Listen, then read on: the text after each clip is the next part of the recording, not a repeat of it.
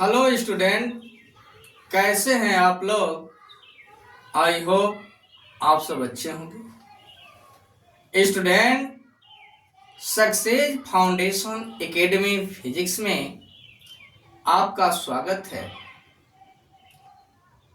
Student, आज हम लोग एक इम्पॉर्टेंट टॉपिक के विषय में पढ़ेंगे। स्टूडेंट, आज की हम लोगों की हेडिंग है हाइगेंस के द्वितीयक तरंगिकाओं के सिद्धांत द्वारा तरंगों के अपवर्तन की व्याख्या। इंग्लिश होगा explanation of the refraction of waves by Huygens principle of secondary wavelets. आप ध्यान दीजिएगा। सबसे पहले प्रकाश के अपवर्तन का आप नियम समझिए। अब ध्यान दीजिए, एक माध्यम ऊपर है जिसका अपवर्तनांक n1 और एक माध्यम n2 है जिसके अपवर्तनांक n2 है। अब आप समझिएगा कि यह प्रकाश की किरण आपतित हो रही है। यहां पर किरण ये मिलती है अपवर्तक पृष्ठ पे, वहां पर आप अभिलंब खींच दीजिए।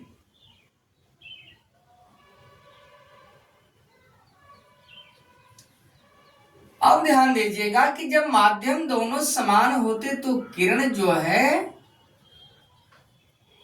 अपने मार्ग से विचलित नहीं होती, सीधे निकल जाती। लेकिन इसमें आप ध्यान दीजिएगा n2 is greater than n1, तो किरण का रास्ता तो यह होना चाहिए। लेकिन क्या होता है कि जब प्रकाश की किरण विरल से सघन माध्यम में जाती है तो अभिलंब की ओर झुक जाती है और इसी घटना को कहते हैं प्रकाश का अपवर्तन। यदि इतना आप नहीं कर सकते हैं तो सीधे समझिए कि जब प्रकाश की किरण एक माध्यम से दूसरे माध्यम में जाती है तो अपवर्तित किरण अपने पथ से विचलित हो जाती है और इस घटना को कहते हैं प्रकाश का अपवर्तन। इसके बाद आप समझिएगा प्रकाश के अपवर्तन से संबंधित नियम आप समझ लीजिए। स्नेल का नियम आप पढ़े होंगे।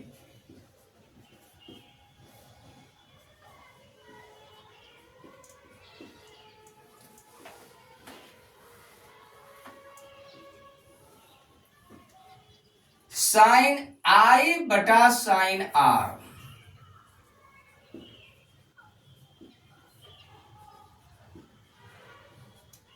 बराबर।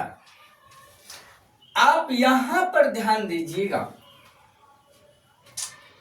कि जिस माध्यम से किरण चलेगी उस माध्यम का अपवर्तनांक जो है हर बनता है और जिस माध्यम में किरण पहुंच जाती है उस माध्यम का अपवर्तनांक अंश बनता है।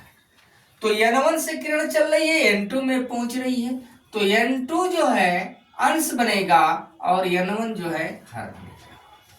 तो अपवर्तन की व्याख्या हाइगेंस के तरंग सिद्धांत के आधार पर जब आप करेंगे तो स्नेल का नियम आपको प्रूव करना होगा। साइन आई बटा साइन आर बराबर n2 बाई n1।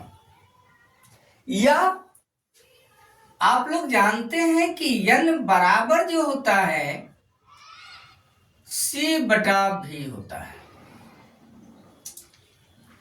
तो पहले माध्यम में प्रकाश की चाल आप देख रहे हैं v1 और दूसरे माध्यम में प्रकाश की चाल क्या है, v2 है। तो n2 के जगह पर आप लिखेंगे c बटा v2 और N1 के जगह पर आप लिखेंगे C/V1, क्योंकि दोनों माध्यमों में प्रकाश की चाल आप देख रहे हैं V1 और V2। यहां पे C से C आप काट देंगे तो V1 सबसे नीचे है तो सबसे ऊपर जाएगा, तो V1/V2 यह आ गया sin I/sin R। यही आपका स्नेल का नियम है और यही चीज आपको प्रूव करके दिखाना है और इस तरह से आपकी व्याख्या हो जाएगी हाइगेंस के द्वितीयक तरंगिकाओं के सिद्धांत के आधार पे अपवर्तन की व्याख्या। दूसरा रूल इसका यह है कि आपतित किरण, अपवर्तित किरण तथा आपतन बिंदु पर अभिलंब तीनों एक ही तल में होते हैं। यही दो नियम आप प्रूव कर दीजिए, आपका ये निगमन आपका आसानी के साथ हो जाएगा। ध्यान दीजिएगा, इतना आपको समझ में आ गया होगा। अब आप निगमन की तरफ बढ़िए। एक चीज आप जानते रहिएगा कि जब प्रकाश की किरण एक माध्यम से दूसरे माध्यम में जाती है तो उसकी चाल तथा तरंगदैर्घ्य बदल जाता है, लेकिन आवृत्ति नहीं बदलती है। तो ये पॉइंट आप दिमाग में रखिएगा। सीधे अब डायग्राम के ऊपर हम लोग फोकस करेंगे और निगमन की तरफ आगे बढ़ेंगे। आप जैसे मैं बता रहा हूं वैसे आप अपने शब्दों में लिखने का काम करिएगा। आप ध्यान दीजिए, Z डैश एक अपवर्तक पृष्ठ है,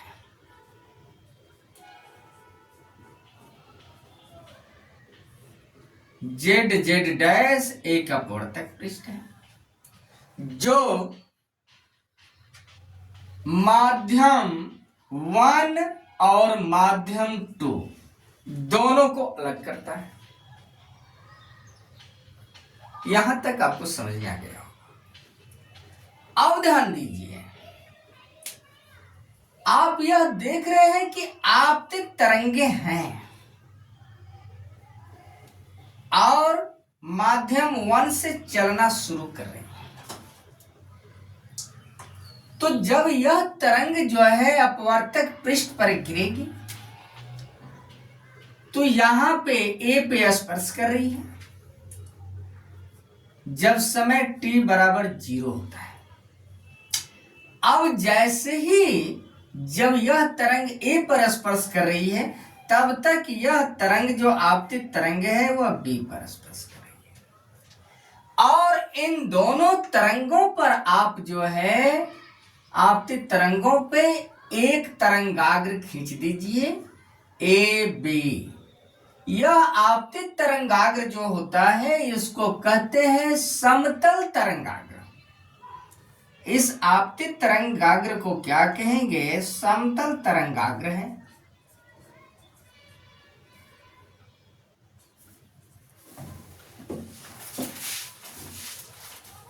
और समतल तरंगाग्र कभी भी आप खींचेंगे तो आपतित तरंगे जो संचरित हो रही हैं उनकी दिशा के परपेंडिकुलर होता है। अब t बराबर t समय पर B जो है समय स्मॉल t में A डैश पर पहुंचता है, ठीक उतना ही समय में A B डैश पर पहुंचता है। बस इतना ही पॉइंट आप ध्यान दीजिएगा। अब इसके बाद एक और चीज, ये आपतित तरंगाग्र है, आपतित तरंग है और यह अभिलंब। तो आपतित तरंग और अभिलंब के बीच बनने वाला कोण आपतन कोण I। तो यह लंबवत है तरंग पे, तो इस कोण का मान होगा 90 माइनस I। तो यह एंगल मिला आपको I। ठीक यहां पे ध्यान दीजिएगा, यह अपवर्तित तरंग है और अपवर्तित तरंग और अभिलंब के बीच बनने वाला कोण अपवर्तन कोण, जिसे R से प्रदर्शित करते हैं। तो यहां भी तो यह 90 डिग्री का प्रोसेस होगा, तो यह कितना हो जाएगा 90 डिग्री माइनस आर, तो यह वैल्यू कितनी होगी आर की। यहां तक आपको समझ में आ गया होगा, बहुत ही सिंपल लैंग्वेज में। अब ध्यान दीजिएगा कि त्रिभुज ए बी ए डैश, लेकिन एक चीज आप ध्यान दीजिए, समय बराबर जानते हैं दूरी बटा चाल, समय बराबर दूरी बटा चाल।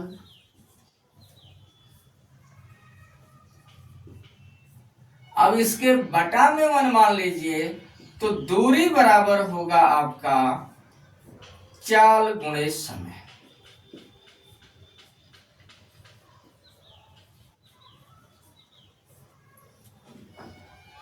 तो B जो है A डैश तक जितना दूरी तय कर रहा है, B A डैश बराबर पहले माध्यम में चाल कितनी है V1 और समय क्या है स्मॉल t। तो वही लॉजिक आप लगाइए ए बी डैश, तो ए बी डैश यहां भी एक दूरी है और दूरी बराबर चाल गुणते समय, तो दूसरे माध्यम में चाल कितनी है V2 और गुणते समय क्या है स्मॉल t। दोनों स्थितियों में समय बराबर है। तो इस तरह से ये पॉइंट आपको मिल गया, जिसको हम यहां लिख दे रहे हैं बी ए डैश बराबर V1t और ए बी डैश बराबर होगा V2t।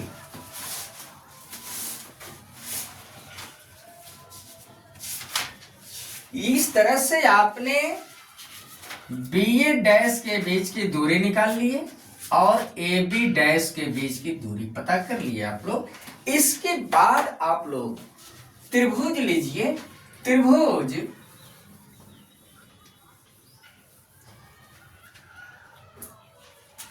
A B A dash में, त्रिभुज ए बी ए डैश में कोण बी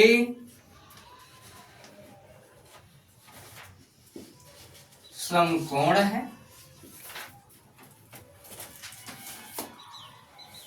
तो आप साइन आई बराबर क्या होगा, कोण के सामने की भुजा लंब और समकोण के सामने की भुजा जो होती है वो होती है कर्ण। तो इस कोण के सामने की भुजा क्या है बी ए डैश, तो बी ए डैश बटा ए डैश साइन बराबर लंब बटा कर्ण। अब यहां से आप लोग बी ए डैश की वैल्यू लिख लीजिए, तो V1t बटा में ए डैश, समीकरण 1 हो गया।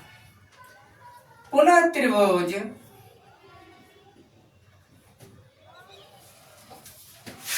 ए बी डैश ए में, A B dash A dash में कोण, यहां पे एंगल जो देख रहे हैं ये 90 डिग्री होगा, तो कोण बी डैश समकोण है। तो यहां देखिए आर है, तो साइन आर बराबर आर के सामने की भुजा ए बी डैश है, तो साइन बराबर लंब बटा कर्ण, तो हो जाएगा ए बी डैश बटा कर्ण की वैल्यू ए डैश बराबर होगा आपका ए बी डैश की वैल्यू आप लिख चुके हैं V2t बटा ए डैश, समीकरण 2, समीकरण 1/2 से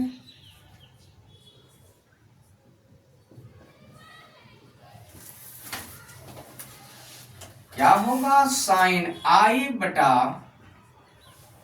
साइन आर बराबर होगा V1t बाई ए डैश बटा में V2t बटा ए डैश। आप ध्यान दीजिए, ए डैश से ए डैश कट जाएगा, स्मॉल टी से स्मॉल टी कटेगा, तब आपका होगा इम्प्लाइज दैट साइन आई बटा साइन आर बराबर होगा V1 अपान V2। यही स्नेल का नियम है।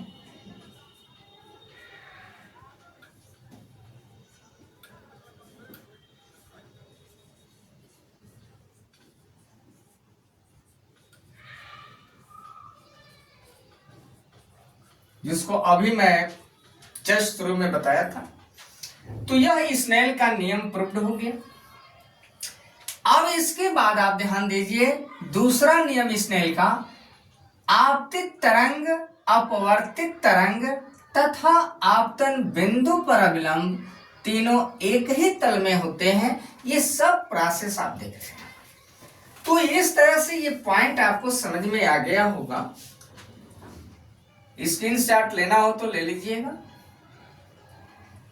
और इस तरह से हाइगेन्स के द्वितीयक तरंगिकाओं के सिद्धांत पर के आधार पर अपवर्तन की व्याख्या हुई। स्टूडेंट, यदि आप चैनल पर नए हैं तो सब्सक्राइब करिए, लाइक करिए और एक प्यारा सा कमेंट जरूर आप लिखिएगा कि यह वीडियो आपके लिए कैसा रहा। धन्यवाद दोस्तों।